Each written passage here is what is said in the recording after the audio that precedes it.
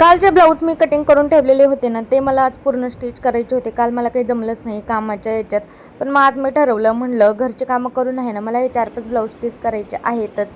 तर सकाळी लवकर उठले, सगळं आवरून मी 10 वाजेपर्यंत हे ब्लाऊज मी स्टिच करून टाकलेलं होतं. पफ स्लीव्ह होती आणि सिंपल असं 3 पीस कट होता, म्हणजे बॅकनेक सिंपल होता.